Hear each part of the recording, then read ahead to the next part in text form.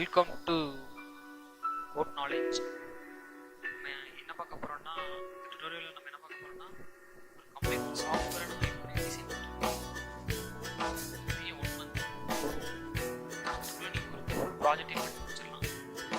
அது நம்ம டுட்டோரியலில் பார்க்க போகிறோம்.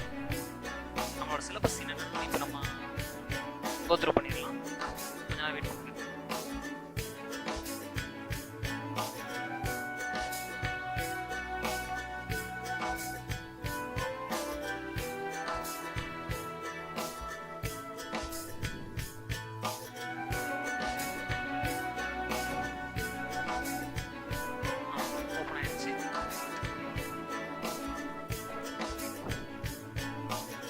நம்மளோட syllabus make a project within a 1 month using C#. நம்ம யூஸ் பண்ண போகிற C#. அதில் 1 monthல ஒரு ப்ராஜெக்ட் எப்படி கம்ப்ளீட்டாக முடிக்கிறது, ஒரு அப்ளிகேஷன் ப்ராஜெக்டை. அதில் நம்ம என்னென்ன சாப்டர் பார்க்க போகிறோம்னா, introduction to visual studio first chapter, ரெண்டாவது கண்ட்ரோல்ஸ், மூணாவது கண்ட்ரோல் வேலிடேஷன், நாலாவது database connections, database operations, OTP for authentication, SAP report, backup and restore database. இதெல்லாம் நம்ம பார்க்க போகிறோம், ப்ரீஃபாக பார்க்க போகிறோம். இன்ட்ரடக்ஷன் டு விசுவல் ஸ்டுடியோவில் இதில் ஒரு 5 பார்ட் பார்க்குறோம். Creating new project, tool box, server explorer, solution explorer, properties window, இதெல்லாம் நம்ம பார்க்க போகிறோம். ரெண்டாவது கண்ட்ரோல்ஸில் வேரியஸ் கண்ட்ரோல்ஸ் இருக்குது. ரொம்ப கண்ட்ரோல்ஸ்.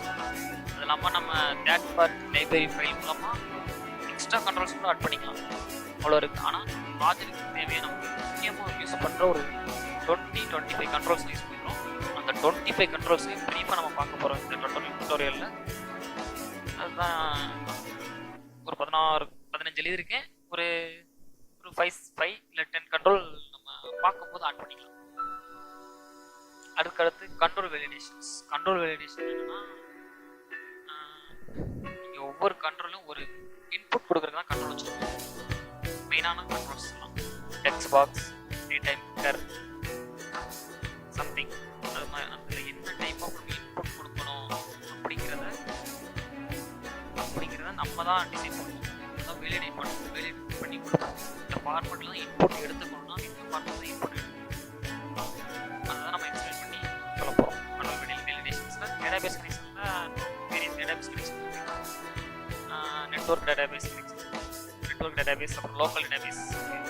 நெட்வொர்க் டேட்டாபேஸ்னால் உங்களோட டேட்டாபேஸ் வந்து வேறு சிஸ்டம் சர்வரில் இருக்கும். நீங்களே என்ன பண்ணிட்டு இருப்பீங்க, இங்கே வந்து அந்த சிஸ்டம் கீழே ஸ்டோர் ஆகும். வைஃபை, இன்டர்நெட், லேன், அந்த கனெக்ஷன் யூஸ் பண்ணி நம்ம பண்ணுவோம்.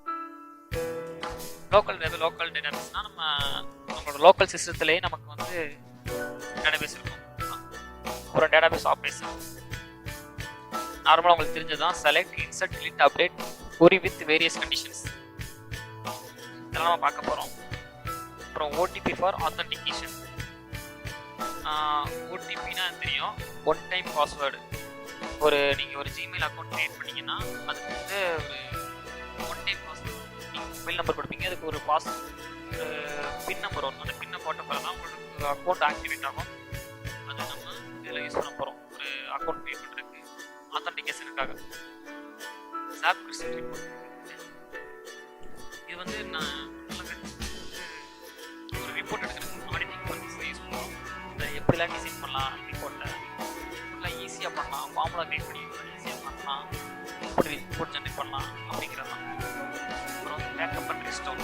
இதில் என்ன பார்க்க போகிறோம்னா, பேக்கப் டேட்டாபேஸ், ரெஸ்டோர் டேட்டாபேஸ்.